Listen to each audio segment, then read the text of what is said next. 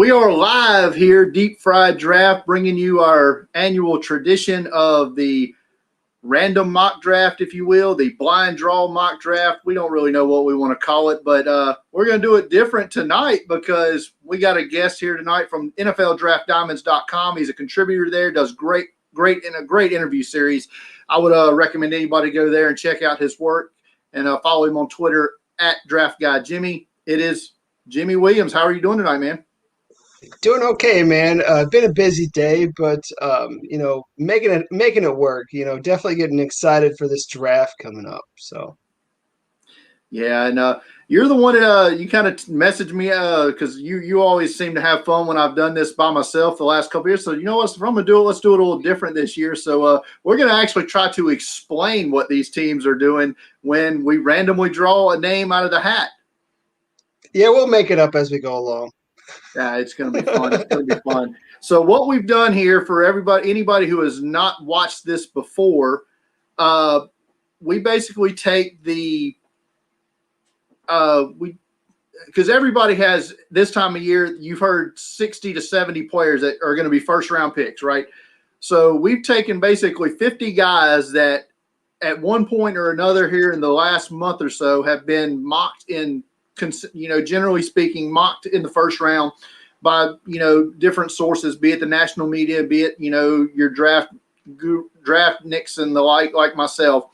So we're going to take those 50 guys and we put them in this hat here that was given to me by Scott Wright of Draft Countdown here. And so nice. You see 50 names in this hat on these yellow pieces of paper. So we're going to shake these names up. And we're going to start right now. On the clock, the Jacksonville Jaguars. Get my trash can over here. Gotcha. With the number one pick in the draft, maybe a bit of a reach here, Notre Dame linebacker Jeremiah Owusu-Koramoah. Jimmy, pass it on the franchise quarterback here for the hybrid safety linebacker from Notre Dame. Gotcha. I'm surprised it's not Trevor Lawrence, man. Like we've all this hype, like forever. Like we thought it was going to be Trevor Lawrence, and lo and behold, I mean, it's kind of like that movie Draft Day, where it's like no matter what, I got to get Jeremiah Owusu-Koramoah. So I will say a lot of people feel like he might be the best defensive player in this draft. So I don't think it's necessarily. I still see him as a potential top 10 guy, and so I don't think it's that huge of a reach. He is certainly a first round guy. For the Jaguars though, that's tough, man. I mean, what do you think, Brian? Yeah, that's tough. I mean, you'd think there's 5 quarterback names out of 50 in this hat, so you'd think they would have had at least a shot at one of the 5, but not the way it went. But let's move on now. Let's get to the New York Jets, where if we were traditional speaking, they would probably boo this pick out of the building. But it is a quarterback. Yay! Hey. The Jets are going to get Mac Jones, quarterback from Alabama, with the number 2 pick in the draft.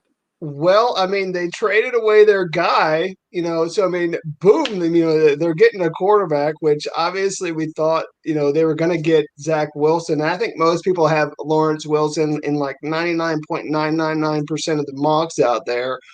So quarterback, yeah, I mean, Mac Wilson, it's okay. I mean, I do still think he's, still developing. I mean, in this particular case, I mean, the Jets have really only 2 quarterbacks on their roster right now, which I don't even know if most people even know their names. I mean, it's just they need somebody to really, lead that franchise. I mean, Mac Wilson just won a national title, so hey, that's I guess that's the way of thinking here. So, anything more you want to add, Brian?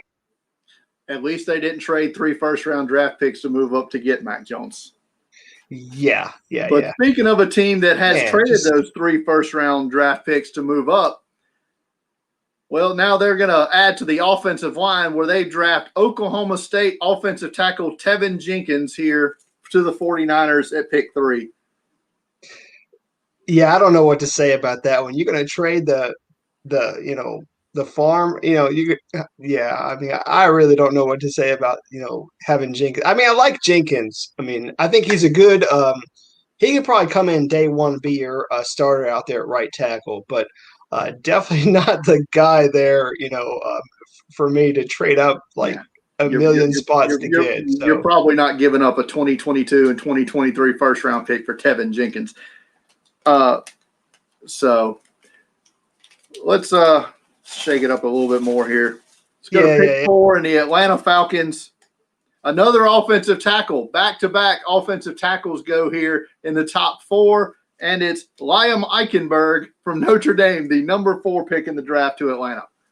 okay. So, one of the things that I was thinking actually with regards to the Falcons, now hear me out on this one. I mean, one of the things I feel like they truly need is they need a good starter at actually guard, like left guard. And maybe perhaps that's what they would do with Eichenberg. I mean, I think Eichenberg, some people are even trying to put him as perhaps maybe even like a right tackle versus a left tackle, which he did there in college. So maybe perhaps like in this circumstance, I mean, kind of like maybe how some people might be viewing Sewell is, for Eichenberg, maybe bring him in at left guard. I guess that would be the only reasoning behind that. But anything more you want to add, Brian? No, there was some talks at time, when the process first got going that maybe Atlanta would take Penei Sewell at 4. That talk has gone away. Where right now it's either quarterback Kyle Pitts or trade down in the realistic mock draft. But here, Liam Eichenberg, they're probably going to be a starter. And now the Cincinnati Bengals pick 5. They're probably going to go wide receiver, I do believe, Thursday night with Jamar Chase. But in this case, they're getting wide receiver, the Slim Reaper, Devontae Smith, Heisman Trophy winner, going number 5 to the Cincinnati Bengals. All 166 pounds of him, Jimmy.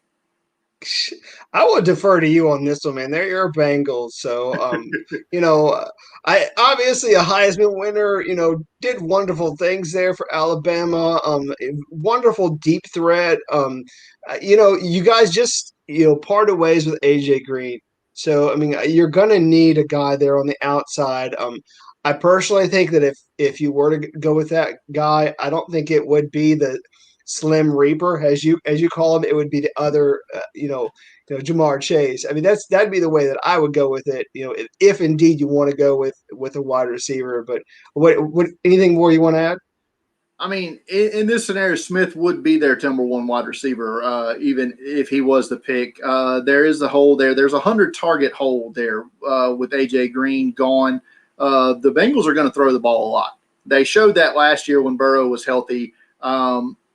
And like I said, I'm about 90% sure they're going to draft Jamar Chase at 5 on Thursday night. And so, yeah, but I mean, here we get Devontae Smith, but it is what it is. Number 6, the Miami Dolphins, after they started at pick 3, traded back with San Francisco to 12, then traded back up to 6 here with the thought process, I assume, was to get a playmaker, but they fooled us all. And they get the fast-rising athletic linebacker from Kentucky, Jermaine Davis. He's an athlete, Jimmy. Well, I mean, there were times, when I have been mocking a linebacker to the Dolphins, just not here. Like maybe towards the end of the first round, which makes a little bit more sense, especially for Davis. I mean, I'm really just I don't know, had a awesome year, broke out, did some great things. I mean, tested very well at his pro day too. He's a guy that could certainly go sideline to sideline. I mean, also a big prod, bigger prospect too. So I mean, you're getting really a very well rounded linebacker. But yeah, I mean, obviously at this stage in the draft, I mean, he's probably not going to go that high. I mean, I do feel like he could probably go down towards the end of the first round. I mean, the team that keeps on coming to mind for me is the Browns. So we'll see what they end up with. So Um, Davis, if you can find the Florida game from this year, he did a good job covering Kyle Pitts. I'll say that one of the better players to do it, but probably not at 6. Pick Right. 7. Now, if you had seen this mock draft in January, maybe you would have been okay with it, but now maybe not as much. But it is a need here for the Detroit Lions, and it's cornerback Caleb Farley from Virginia Tech.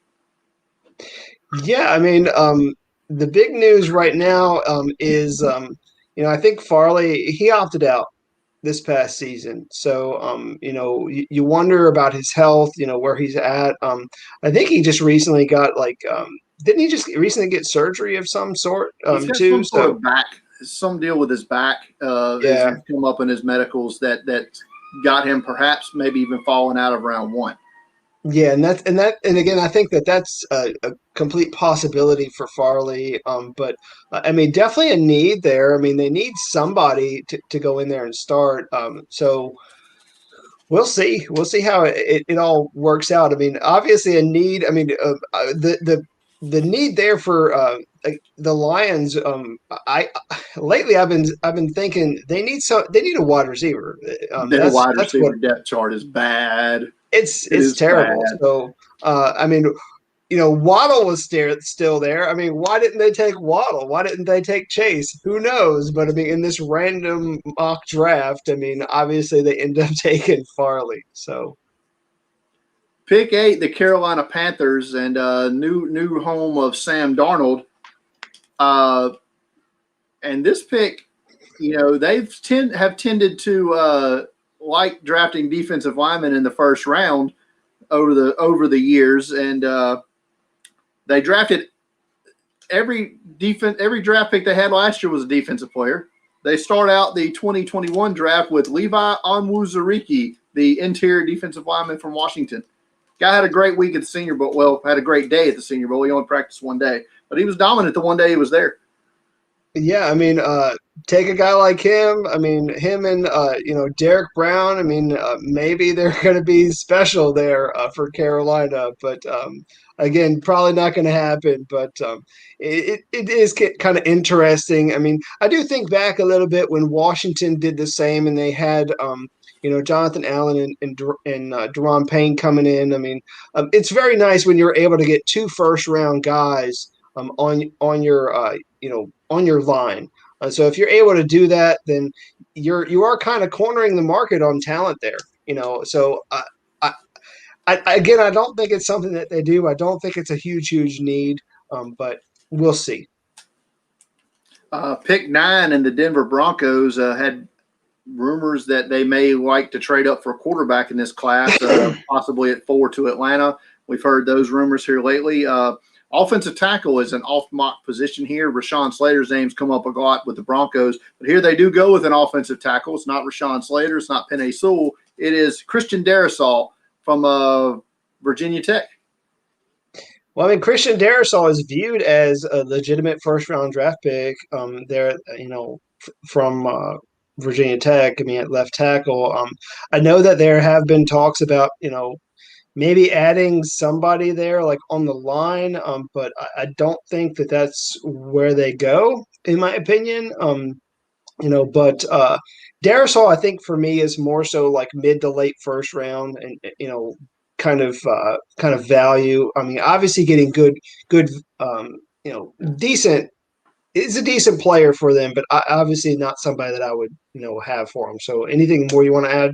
I had Darrisaw as I think he had my 3rd highest tape grade at the offensive tackle position. He's a guy I really liked. Maybe not. I don't like him as pick 9, but No. if Denver was to trade out, which I've also heard that, I could see him being a target in the mid to late teens. Let's go to everybody's favorite punching bag, the Dallas Cowboys. I know you love them, right, Jimmy? I hate those guys, man. They can trade out of their picks for all I care.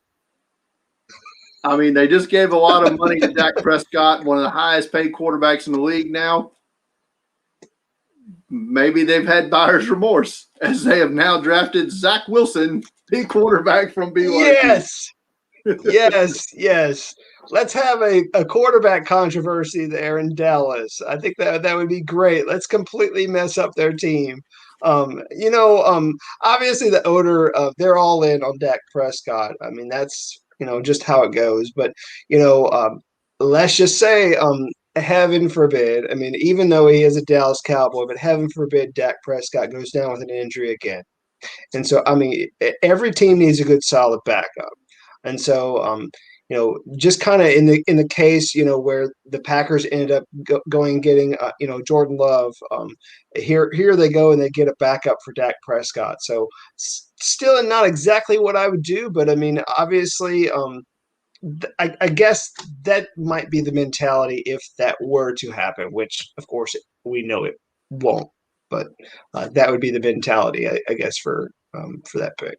Well, let me ask you this about this particular scenario that I for some reason keep seeing happen in my head. Is you being a Dallas hater that you are. We're on the clock Thursday night. Atlanta's pick is up. It changes to the Cowboys. Dallas is traded up for Kyle Pitts. How does that make Jimmy feel? How does it make me feel? Little upset, but I don't think Pitts is gonna, get out of the top 10. If he gets out of the top 10, something's No, wrong. I'm saying they trade up to 4 to draft Kyle Pitts. Right. No, I'd be a little upset. 6. Yeah. I think if he doesn't go past Miami at 6, I think that's his. Yeah. I think 4, 5, or 6 is going to be Pitts. I mean, I'm pretty sure it's going to be one of those picks, but I hope and pray that they don't get Kyle Pitts, because I mean, we would definitely need to follow up with that, by getting a linebacker of some sorts. Maybe Jeremiah Owusu-Koramoah, or like somebody else like Davis from Kentucky. I mean, we would need to get somebody in order to kind of be able to defend that, so it's kind of what I would do with it. Another team that I'm sure you're quite fond of is the New York Giants. And their pick at pick 11 here is a tight end. Not Kyle Pitts, but Pat Freiermuth from Penn State. Pat Freiermuth. Okay. Why don't you go first on this one, Brian? What do you think? I don't think Pat Freiermuth is a first-round pick. I don't think he's the second best tight end.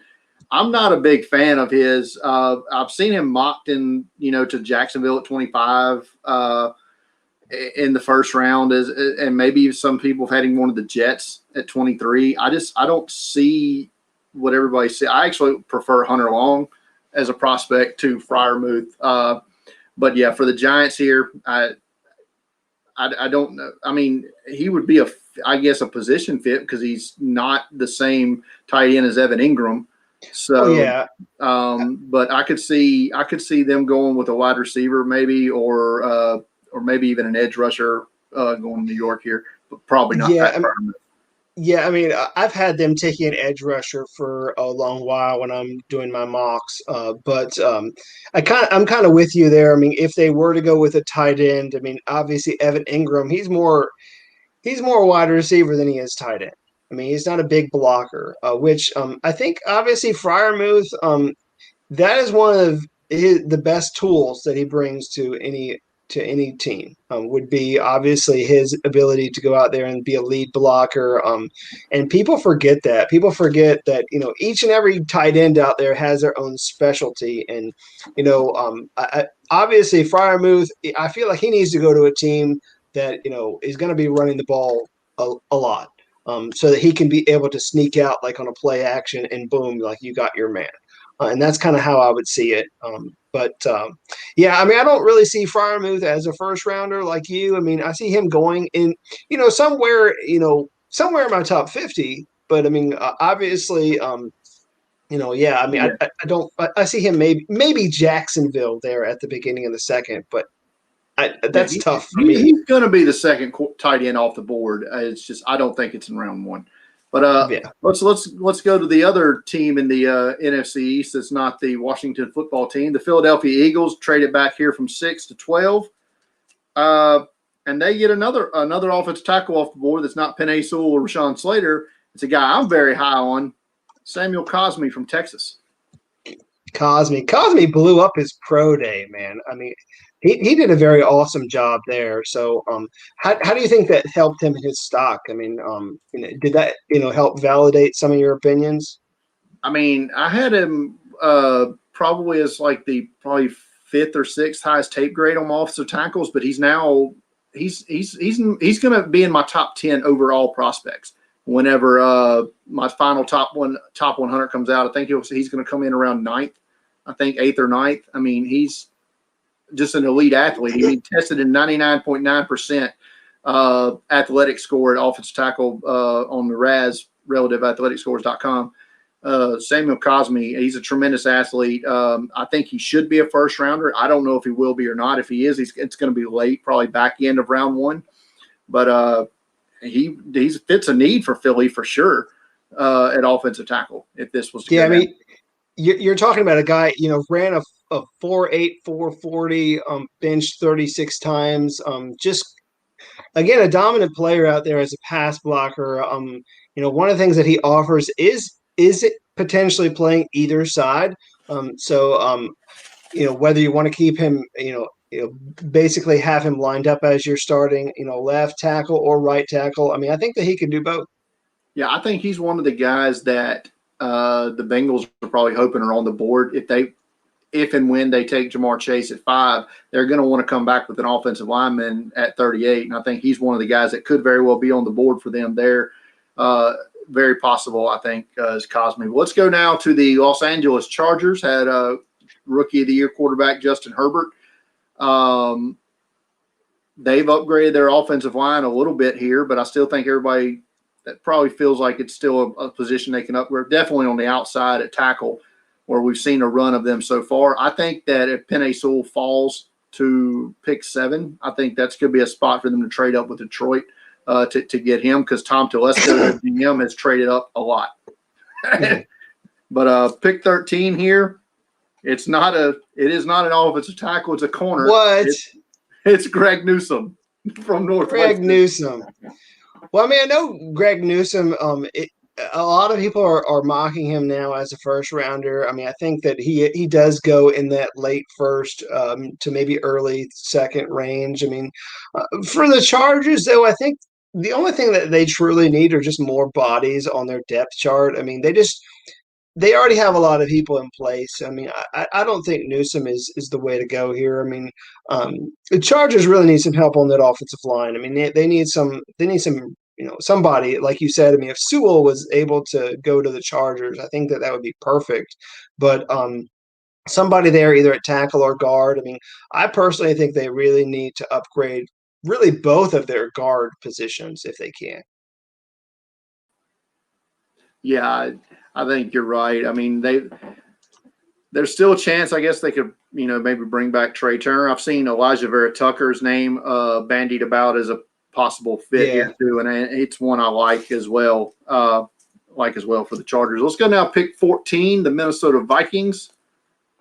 And edge rusher has been a position that is consistently mocked to the Vikings, trying to get another guy opposite Danielle Hunter. They get an edge rusher who I think is going to go in the first round. Probably not, won't be in my top 32 overall prospects, but a guy consistently I think is probably going to get in the back end. Joe Tryon from Washington. Tell us about Joe Tryon. Yeah, I mean, Tryon's been creeping up boards, man. I mean, and I think there is a possibility that he might end up going, towards the end of that first round. I mean, here with the Vikings, I think that there is a possibility that they could get an edge rusher. I mean, they typically do somewhat of a 4-3 scheme out there, which I think Tryon fits that perfectly. Obviously, maybe not exactly what they did out there in Washington, but I mean, just kind of size and fit wise, I mean, I think that really works for him. But yeah, I mean, position wise, maybe just a tad early for me, but definitely a guy that I feel is going to eventually go in the first round. Yeah, I think back into the first round, probably where Tryon's going to end up, but I think he's going to get in there.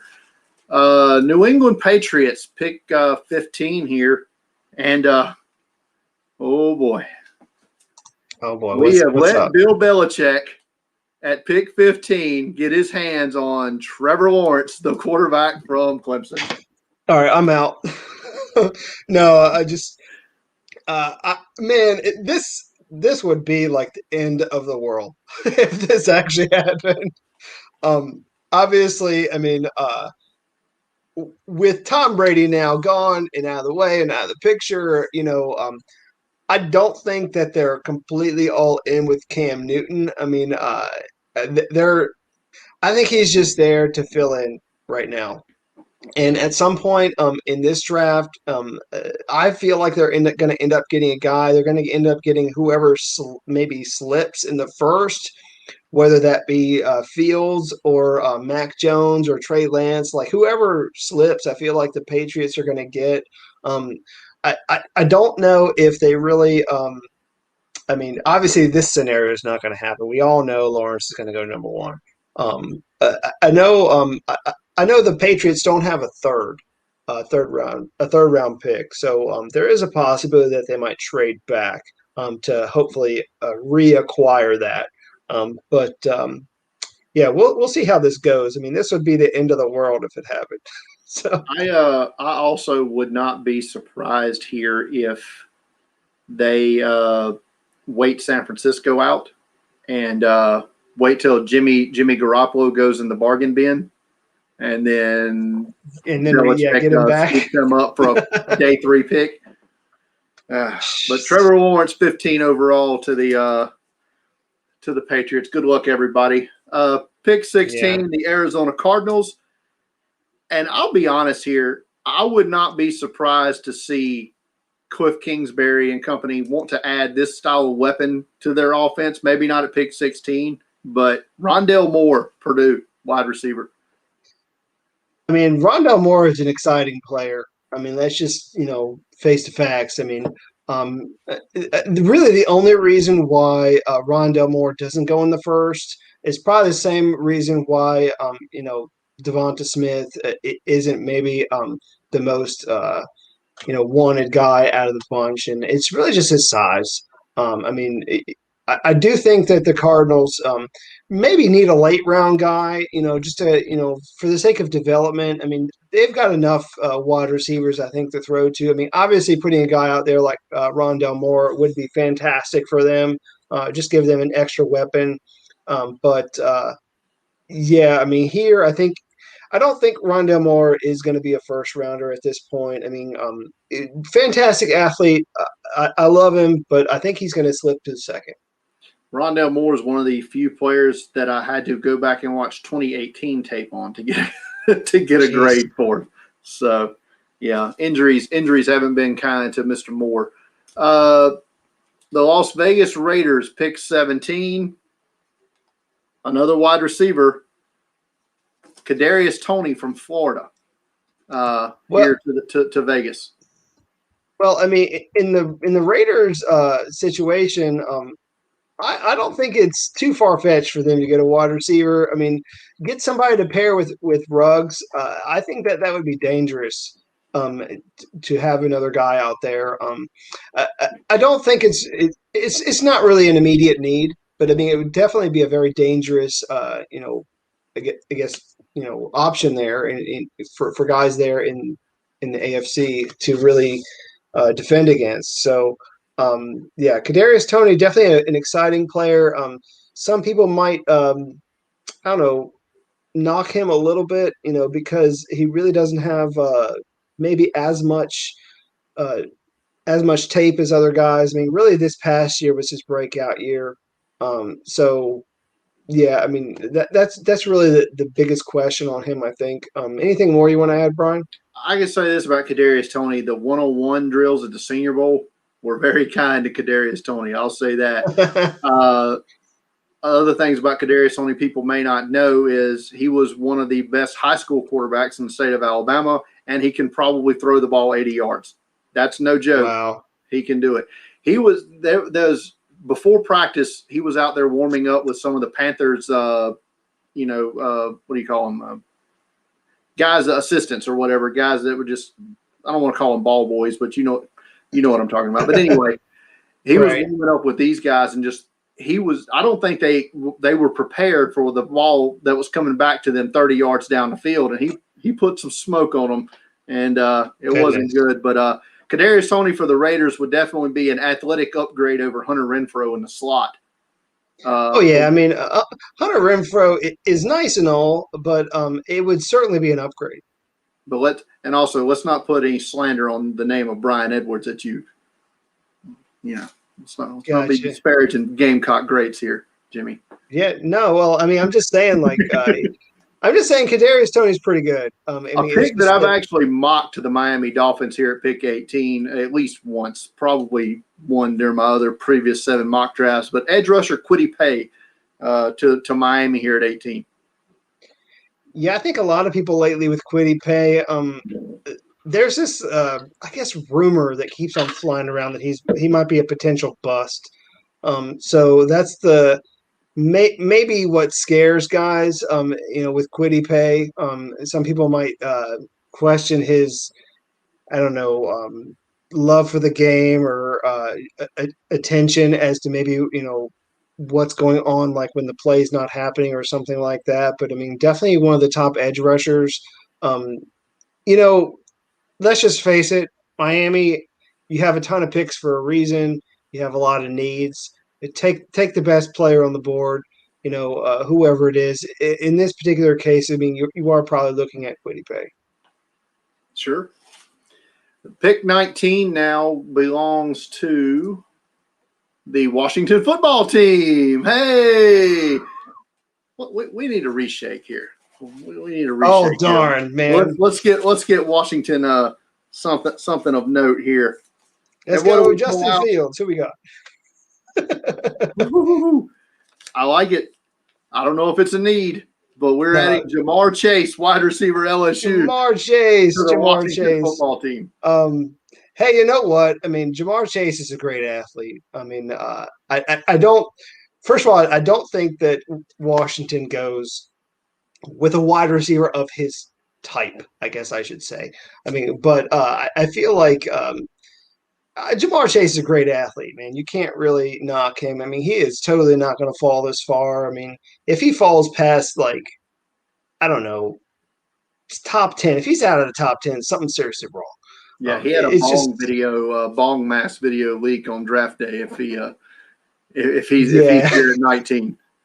Yeah, but Washington, they have a lot of different options that they can probably do here. I mean, I've been wanting an offensive lineman for a while, but I've also felt for a while that they can upgrade their inside linebacker. I mean, they really need some guy there to really just kind of help things around a little bit. I mean, Cole Holcomb did well for them last year, but I'm not as impressed with John Bostic. And so, I mean, I feel like they can certainly upgrade from Bostic there in the middle. But again, just going back to Jamar Chase, I'd love to have him, and I'd love to be able to work him in there somehow, which I'm sure we could. Whether it be even as he's big enough almost to be a tight end. I mean, he's that huge. So, I mean, not to say he will be, but I mean, he's just an awesome athlete. So I'd love to have him in like goal line situations. Just throw the ball up to him. He's probably going to get it. So definitely need guys like that. My last mock draft, I had Washington moving back with Cleveland. I had Cleveland coming up to get a corner. So, I mean, trade down scenario could be in play here. I don't know how much they'll trade up if they're in play there. Maybe if a quarterback was to start tumbling that they like. Yeah. What do you think of the idea of let's say Mac Jones is the quarterback that falls? Is he someone that interests you? Yes and no. I mean, I think that if we were to get a quarterback, if we were to get a quarterback early, I think most people would say Mac Jones is okay. I mean, I don't think that he's that bad. I don't think he really even falls this far. I think most people have him. I mean, the word is that 49ers are going to take him, but we'll see what that is. I think a lot of that's smoke screen. I think it'll eventually be Justin Fields. But I don't think it would be too bad because I feel like if we did bring in Mac Jones, he'd probably end up sitting a year behind, Fitzpatrick. Um, the thing is too is I really like Taylor Heineke. People were very excited about him, here, and really thought that he had some potential to keep it going. Obviously, Fitzpatrick, great. I think that a quarterback, if we were to draft one early, that would fit kind of that idea, would maybe be Davis Mills or even what's his name, Kellen Mond. So I mean, those are the two that I would prefer if we did draft one within Like the on day first couple two. rounds. Yeah, like second round. I think. I mean, maybe some either second round or we do have an early pick in the third round, so that's kind of where I would draft a quarterback if I were the GM of Washington. Chicago Bears take the first safety off the board, and I do believe he's the only safety in this hat. I do believe it's Trayvon Morig from TCU. Yeah, I guess it's Morig. Morig. Yeah, I mean, Morig. I feel like he'll eventually be in the first round somewhere. Lately, I've been putting him to the Jags towards the end, but uh, here for the Bears, it's a tough call. I mean, as to whether or not they really have a need. Let me just double check my notes here. Just give me a second.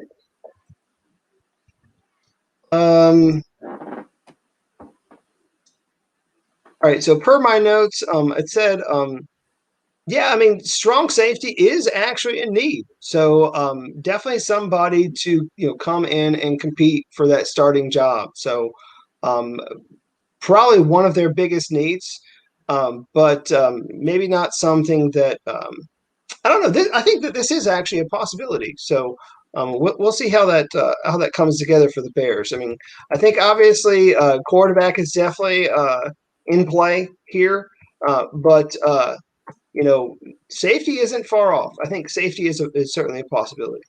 Morig was one of only 3 safeties to get a 10 out of 10 production score using my system here, along with Richie Grant from UCF is another, and another middle round prospect from Duke, Michael Carter. But 418 special team snaps for Morig, so got that going for him as well. But I like Morig as a first rounder, and anywhere from 20 to 32, I think is his range. Yeah, that's fair. 21 here for the Indianapolis Colts, and we're going to give them an edge rusher, Carlos Boogie Basham from Wake Forest. Well, be quite honestly, I don't know if I really see Basham as a first rounder. I think he'll end up, dropping to the second. Um, I do feel like the Colts need an edge rusher, but maybe perhaps not.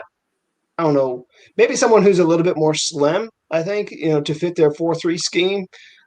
But they could totally upgrade, from where they're at with their edge rushers. Basham is a little bit bigger. I really see him. He could probably even almost bulk up a little bit, be a 3 tech. Not quite at that size yet. I want to say he's at like two. Is he at like 270, 275 right now? Do you remember like how big he is? 274. Yeah, he's a pretty big dude. So definitely a guy that you could have in there. But I would prefer like a guy with a little bit more twitch, a guy with a little more speed. There for the Colts, but not completely out of the realm of possibility. But I just don't think that Basham ends up going in the first round. I think offensive tackle would probably be the betting favorite for the Colts in the first round right now, replacing Anthony Costanzo, who retired. But edge rusher is a need for them, but maybe not Right. at 21. But it may be. I mean, I guess it also depends on who else is on the board next Thursday. Pick 22, the Tennessee Titans, and they like to run the ball. Derrick Henry. Oh, goodness. One of the best running backs in the league. But, hey, maybe we need to give Derrick Henry a break every once in a while. And who better to give him a break than with another Alabama running back, Najee Harris. God. What a 1-2 punch. Shoot, man, are they even passing the ball anymore? I mean, Don't need should to. they? You don't even need to. You just each and every down. I mean, what? Let's just run the ball like 400 yards a game. I mean, it's kind of like a video game, numbers. I mean, let's just do it. I swear, like back in the day, when I actually had time to sit down and play video games. I mean, I used to be, just kind of running up the numbers with guys like Reggie Bush. I mean, he was the guy that was magic. When you put on, I want to say that was 2006 or something like with NCAA football. I mean, I remember putting up a fantastic game just because I just had a bad day or whatever. I'm just going to run the ball to death. But yeah, that's kind of that would be the situation there if this actually were to happen. But I don't think it. I don't think it will. No, it's but let's run the wishbone. Well, Ryan Tannehill was a wide receiver in college. He's an athlete. Let's just run the trip. Let's run the triple here with Tennessee. 23, the New York Jets pick acquired in the Jamal Adams trade from Seattle. I could see it. Rashawn Slater, offensive tackle, Northwestern here. I can't see it at 23 by any means, but I could see an offensive tackle being the pick for somebody to play right tackle. Mekhi Becton play left tackle. You get a right tackle in there. I could see the offensive tackle fit here at 23. Yeah, I mean that would be a wonderful for them. I mean, especially in a given scenario, how a lot of people see it right now. Again, with acquiring a quarterback with the second pick overall. I mean, obviously not here, with our random mock, but I mean this we know what's going to happen. I mean, getting another person there on the offensive line to help. I mean, you always have to protect your investment. So protect your investment the best way you can, and just kind of block for him. I mean, and you're getting a lot of you're getting what is perceived really as maybe even the top tackle. I mean, some people have said that margin between Sewell and Slater is like that. And it really all depends on the scout, the GM you talk to. Some have Slater actually higher on their boards than Sewell. So I would not be surprised if come draft day, Slater gets drafted before Sewell. I've heard that, from multiple people that say that the Bengals may be the only team in the top 10 that have Sewell ahead of Slater, for what it's worth. That would be interesting. 24, the Pittsburgh Steelers, not my favorite team by any means. But not my favorite either, but it's okay. But they go corner here, and it's Georgia's Tyson Campbell. Well, let me check my notes here on the Steelers. I mean, for a while there, I've actually thought that the Steelers they might have been a spot for Najee Harris. I mean, I know that in our mock here, like we kind of had him, we had him earlier, and that would have been a possibility, I think, for me here. Also, even maybe a tackle. I mean, I think that they can certainly upgrade their left tackle position. I think the biggest thing with the Steelers, though, right now that's been in the news is Justin Lane. I mean, you get a guy on felony charges, and we have a lot of unknowns as to how that's going to play out. So it's not too far-fetched for them to get a corner. So that's where I'm at with that. Campbell's 6'1", 193, 4.4 speed. Bit underwhelming with his 3-cone. They're only a 7.15 3-cone, but Tyson Campbell could be in the first round, could be an early second-round pick. Let's go now to pick 25, and it's the returning champion Jacksonville Jaguars. This pick acquired in the Jalen Ramsey trade with the Rams. And, hey, I mean, I've seen corner as a potential pick here at 25. And so we're going to go with Asante Samuel Jr. here at pick 25 for the Jaguars. No, I have heard Asante Samuel is going to end up being a first rounder. Those are the rumors that I'm hearing. I mean, whether it be here or maybe even later on to a team like Buffalo. I mean, there's a possibility that they end up, adding a guy like Asante Samuel. But Asante Samuel, he has really gained a lot of steam as a prospect. So would not be shocked to see him go this high, really. Cleveland Browns, their depth chart pretty good. They're a pretty deep football team, and not a whole lot of places for potential guys to come in and start right away. Definitely not at this position that they've drafted here at 26 with Nick Chubb and I can't. Why am I, the Toledo running back? His name is. I'm drawing a blank. Kareem Hunt. But so let's add a third running back to that depth chart here with Travis Etienne, my number one running back prospect. Now, I will say, I don't think, obviously, we both can agree that this likely won't happen. I mean, the only way, I guess, that they get a running back is if he's like going to end up being a return specialist. I think that's really the only chance, the only type of running back that they might end up drafting. And it's certainly not going to be in the first round or even the second round or third round. Might be somewhere like sixth or seventh. That would be like where that were to happen. A guy to bring in to compete to be the number 3 running back and play special teams. Yeah, it's not going to be. Yeah, but I love Travis Etienne. I do. Yeah. I think it's personal preference for me. I have him ahead of Najee Harris. I prefer a running back that's more dynamic in the passing game, a guy who can line up in the slot. It's just personal preference for me. I don't think he's going to be a between the tackles runner like Harris is, but I really like Travis Etienne, but definitely not to Cleveland at 26. Now Baltimore at 27, you could have sold me on them. Those guys like to run the ball. Baltimore at 27, though, Ozzie Smith still lives in the halls of Baltimore with Alabama football players and drafting them. Christian Barmore, defensive lineman, Alabama. Well, I mean, I will say Barmore, I think for most people, they say that Barmore is likely going to be maybe even the only defensive tackle drafted in the first round. I mean, he's probably the consensus number 1 right now. When it comes to Baltimore, I mean, obviously after trading away Orlando Brown, I mean, they're going to have to, bring in somebody else, for that offensive line. I mean, probably end up playing right tackle. I mean, lately I've been thinking for Baltimore, tackle and center. Those are their biggest needs. So lately I'm sitting here down trying to do a mock, and I'm looking at guys like Tevin Jenkins and Creed Humphrey. But, also for the Ravens, they might need to upgrade just a little bit of their 3-4 defense. And, for Barmore to come in, I think that would actually be great. I mean, because he could, play nose, he could play 3-tech. So why not, add him to the mix and, just kind of have a dominant defense. Yep, I'm with you on that. The New Orleans Saints picked 28.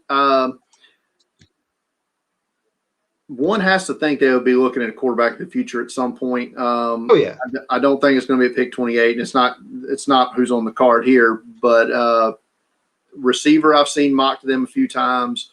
But linebacker seems to be the common position that's mocked to the Saints here. Alex Anzalone left in free agency, so they could be looking to replace him. And if this guy was to fall to 28, I think the Saints pounce on Micah Parsons from Penn State. Oh God, he's actually one of the. I mean, I just really love guys from Penn State with number 11. I mean, that's really one of the guys that I'm hoping Washington ends up with. But I mean, if that doesn't happen, I mean, shoot. I mean, if this were to happen for the Saints, this would be great. I don't think Parsons drops probably to the second half of the first round. I mean. He's a great player, just a fantastic. He's a pro. He's been a pro ever since he stepped onto the football field. So, I mean, the Saints, again, like you said, I mean, they need some linebackers in there. They need somebody to go in there and mix things up a little bit. Whether you're playing, out there in the middle or out there at will. I mean. They need somebody out there, to help lead that defense. So, yeah, that's where I would be with that. With regards to quarterback, though, I mean, heck, I mean, they just got finished. I mean, they're giving Taysom Hill, a guy who's never started, a chunk of money, and so I feel like they're going to go with Taysom Hill at quarterback. So if they choose to draft a guy, it'll probably end up being late. I mean, it'll probably end up being like fourth round, in my opinion. Two scenarios I'll talk about right quick with the Saints. One involving the pick that we just made with Micah Parsons. Mickey Loomis is nothing if not aggressive.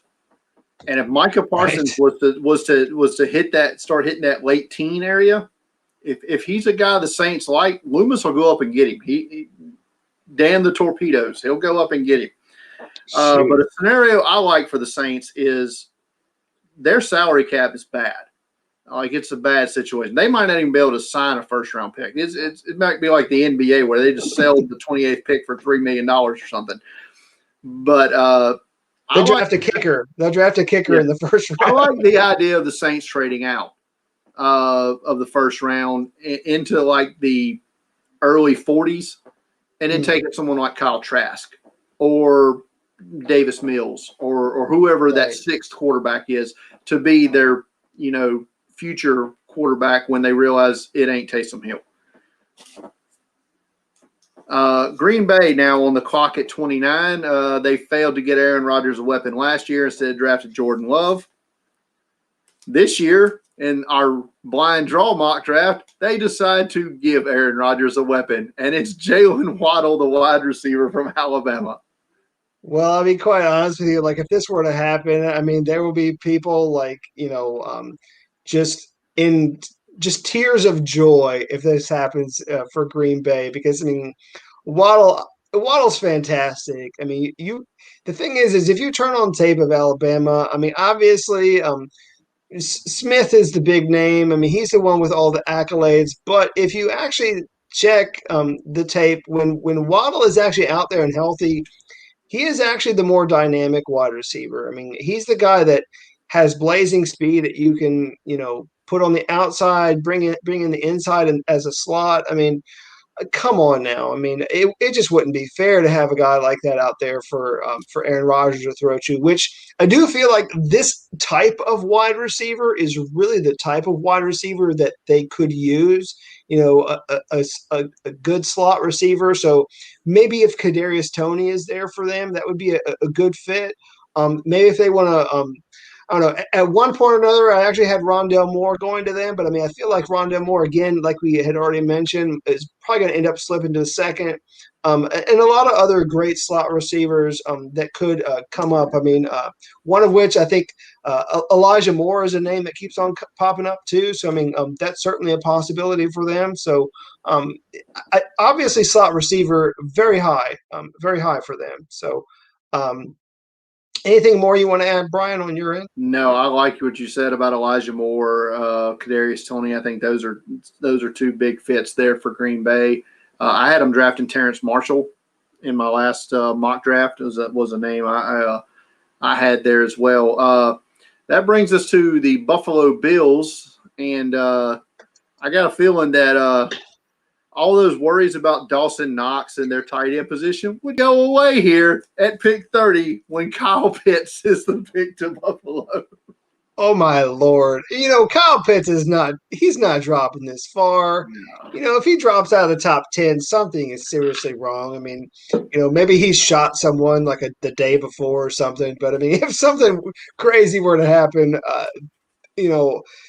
the people there in Buffalo, they would absolutely love it, to have, a guy like him there. I mean, Dawson Knox, who? I mean, it wouldn't matter. Just trade him. Trade him to somebody, acquire a pick next year, which, next year's picks, because of the flood of talent that is going to be carried over from the last go around, with all these guys staying back and having an extra year. I mean, next year's picks are really going to be, more sought after. So. I had to plug myself in there again. Oh, sorry. The Baltimore Ravens back on the clock here at pick 31 based on their recent trade with Kansas City, sending Orlando Brown Jr. There. So here they're going to replace Orlando Brown Jr. At right tackle with, hey, guess what? Another Alabama player, Alex Leatherwood, took to the Baltimore Ravens at pick 31. And I could actually see this happening. Yeah, this could truly happen. I mean, I know some people they've played around a little bit with this idea. Okay, what is Alex Leatherwood at the next level? Is he going to be a tackle? Is he going to be a guard? Which side of the line is he going to play? But if you ask anybody how good Leatherwood is, he's really good. He's really good. Force there on the offensive line. I do think that ultimately he will be a first rounder, and like we've already kind of known, of course, with this trade with Orlando Brown. I mean, they would be stupid if they didn't get an offensive lineman in the first round with one of their two picks, if not both of them. So, yeah, at least for me lately, it's going to be tackle and center. But if it's two tackles, I won't be surprised. And finally, that brings us to the Super Bowl champion Tampa Bay Buccaneers and the unageable Tom Brady. And, I don't know. What's another wide receiver for Tom Brady here? Oh, God. And it's from Ole Miss, Elijah Moore. Elijah Moore. Yeah, I mean, quite honestly, the image of Elijah Moore getting a flag in the end zone, that's the image that, I don't know, that's going to haunt him forever. Yeah, I mean, very dynamic slot receiver would certainly help any team, really. Definitely a very dynamic receiver that could really help. Again, I mean, like we've kind of mentioned, is a possible draft pick in the first round, maybe early second round area. I'm not sure if this would actually happen for the Bucks. It's kind of weird for me. Any thoughts that you would add, Brian, on your end? Give me a second, just to look at my board. I don't know that that receiver. I guess it would have to be extreme value here. It'd almost have to be somebody fell.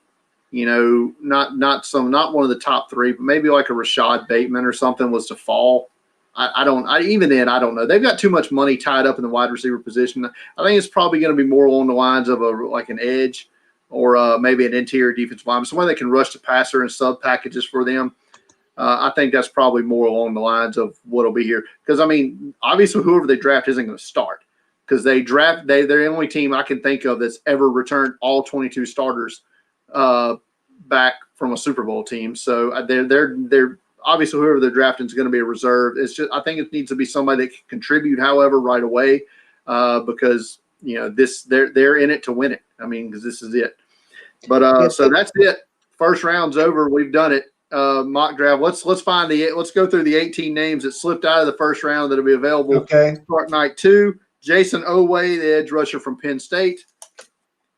Davion Nixon, the defensive lineman from Iowa. Creed Humphrey, center, Oklahoma. Justin Fields, quarterback, Ohio State, falls out of the first round here. That is not happening. Terrence Marshall, wide receiver, LSU. Patrick Surtain, the corner from Alabama, also not happening. God.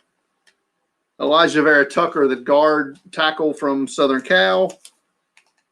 Eric Stokes, corner from Georgia. Rashad Bateman, wide receiver, Minnesota. Gregory Rousseau, edge rusher from Miami. He's not going first anyways. His agent seems to think so. Yeah, but, the hype on him, man, I just don't think it's happening. I mean, when you opt out of, the season, I mean, and you come back and, just – I don't know, man. Your buddy there, who we didn't even mention, he's the one stealing your thunder, so he's the one. I mean, Phillips is the guy who's going to end up getting drafted. So, I mean, I know you haven't called his name yet, but, I mean, gosh, I mean, we know J.C. Horn, corner, South Carolina, not happening. God. Nick Bolton, linebacker, Missouri. Jalen Phillips, edge rusher, Miami. We spoke of. Yeah. Penei Sewell, offensive tackle, Oregon. That's not My happening. God, never going to happen. Zaven Collins, linebacker, Tulsa. Azeez Ojulari, edge rusher, Georgia. Trey Lance, quarterback, North Dakota State. Jeez.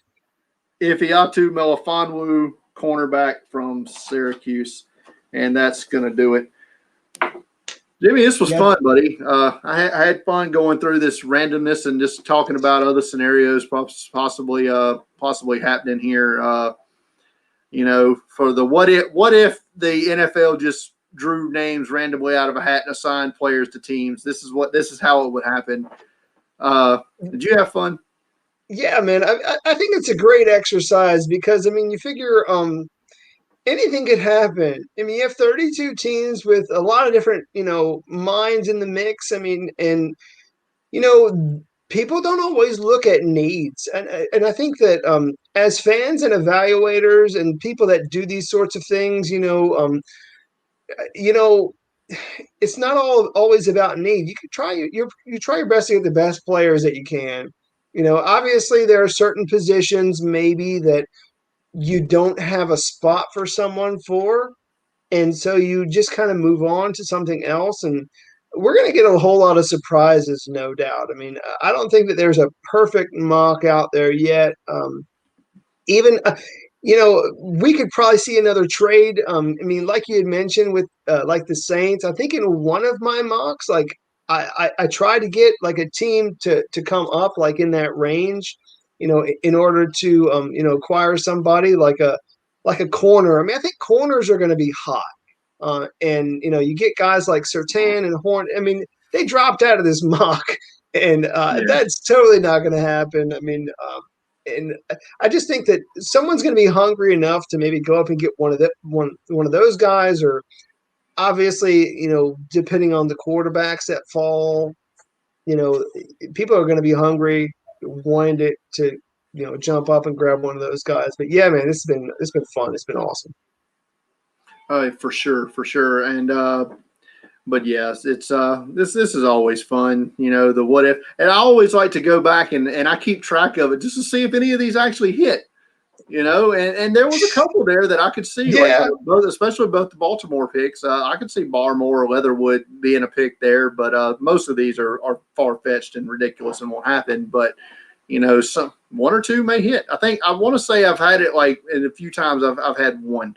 But like you said, there's no such thing as a perfect mock because there isn't. Every year, I mean, you go to the huddle report, they do the mock draft contest every year, and the best mock draft has 13 players to team matches. That's the best out of 32. That's like I think my best one year was like 7. Just kind of hitting. And that's like 7 out of like the first 10, and like 3 of which you kind of already knew. That's just kind of how it goes. Draft every year. I'm not really selling the website here too good while saying this, but my mock drafts typically in the huddle report contest in the bottom third. I mean, I'm not very good at this, but I wish I was better. But I'm not very good at mocking drafts. Well, I mean, that's why it's called mocking and not actually drafting. So yeah, I mean, we're playing draft. So that's why it's called mock drafts. But yeah, man, this is fun. I love it. Yeah. All right, Jimmy. Tell everybody where they can find all the good work that you do out there. Gotcha. Well, I mean, you can follow me on Twitter. I am Draft Guy Jimmy. I'm also on Instagram, although not a huge fan of Instagram. I'm a little older and never really understood it, but I am on Instagram with the same handle. I do a lot of writing for NFL Draft Diamonds. We've interviewed really hundreds of guys in this draft class, as well as some guys for I guess next year's now, because a lot of guys ended up opting out, and you can see those interviews on NFLDraftDiamonds.com. And we also have a lot of videos out on our YouTube channel. So you can go out to our YouTube channel, get a chance to meet some of these, top picks, guys like, Melifonwu, guys like Quinn Miners, that I know a lot of people love. Tons of great guys. I mean, I had a chance to interview guy from what is it, Coastal Carolina, Teron Jackson. I mean, a lot of great talent. So definitely check out our videos on YouTube as well. So thanks again for all this, Brian. This has been fun. Yeah, it's been a good time. Who was your, just one quick question before I let you go? Who was your favorite person you've interviewed in this draft class? Quinn Miners. I mean, I hate to say it, but I mean, he is totally one of my favorite guys that I've interviewed, and I think this is my reasoning is just check marks on everything that you want out of a player and professionalism. I mean, I think part of the problem with things nowadays is you get all of these virtual interviews and people don't know how to be professional in them. They're very relaxed. They're not really focused, and they don't know what's going on. But I will tell you, Miners was so fun, man. Miners, like, he just he knew his stuff. He was the MVP of his team, which rarely ever happens as an offensive lineman of the year. I mean, a team that went to a national title game. You're talking about a former wrestler, which I know as a lineman, you love former wrestlers that are able to really, understand leverages and everything. So all these things are just keep checking the boxes, and then bam, put this big dude in the weight room. He's pumping iron like the best of them. I mean, and then such a likable guy. I don't. There is not another guy in this draft that I don't like anymore. I mean, I'll be quite honest with you, man. Like, if he gets drafted in the first round, I will jump for joy. I don't think it's going to happen, but I would absolutely love it if he ends up on a team like the Ravens. I think that would be sweet. I do feel like the sweet spot for him is that second round. Somewhere between the Panthers and maybe even the Ravens again if they wait that long, but probably somewhere between the Panthers and the Steelers in the second round is where I would have him. Miners is a big personality. You could see it. Just we couldn't get really close to the players at the Senior Bowl this year because of the COVID restrictions. But even from the stands, his personality leaped out, and he's a very fun guy. And he's very easy to root for. Being a D3 guy and about to be he's going to be a top 100 player easily. I believe. But Jimmy, man, this has been fun, and we'll have you on again. We'll have you on again soon, and we'll talk after the draft. We might go over. We'll talk about the football teams, the Washington football teams draft class, and get your thoughts on that. Yeah, we need a name first. So I can't help you there. yeah, I know. But again, thanks again, Brian. Thanks, Jimmy. That was draft guy Jimmy joining the podcast tonight, and NFLDraftDiamonds.com, where you can find all his work. Follow him on Twitter and Instagram at Draft Guy Jimmy. Great guy. He puts in the work for sure, and you'll be a more enlightened fan following him. And but that was our wacky little exercise there, randomly pulling names out of a hat and assigning them to NFL teams. And like I said, maybe one out of those 32 picks might actually happen, but still fun to do. Big week here at deepfrieddraft.com coming up. Of course, we just concluded yesterday. All of my final position rankings are now live on the website. Those aren't going to change, with the exception of potentially one linebacker, because Jabril Cox from LSU allegedly going to do some athletic testing tomorrow. That could alter his final grade and where he stands with my linebacker groups. That is the only thing that could potentially change. Final top 100s coming up on Tuesday. Final mock draft Wednesday. You'll see that on the site. And later tonight, I believe I'm going to get out. If you go to The Athletic, if you're a subscriber to The Athletic, Arif Hassan put a consensus big board of the top 300 players. My big board was included in his consensus board ranking. And we'll look at the players that I am much higher on than anybody else is via the consensus board. So we'll that'll be coming out probably later tonight. Tomorrow, bold predictions. I'm just going to lay out some stuff that is so crazy it just might happen Thursday night. You'll see that tomorrow. But again, go to deepfrieddraft.com for all of that. Follow me on Twitter at deepfrieddraft. Like this video if you enjoyed it.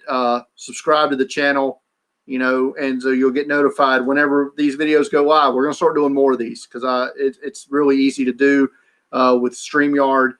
I find that it's just it's easy to do here, go live and get great guests on like Jimmy, who joined me early, who joined us earlier for this video, and like the last video we had on Wednesday night with Shane P. Hallam talking about draft props. Go back and watch that video too. It was a good one. Make you some money Thursday night during the draft. But that's going to do it for tonight's video here at Deep Fried Draft on the YouTubes here. And again, like the video, subscribe to the channel for more quality content like this. Go to deepfrieddraft.com. Till next time.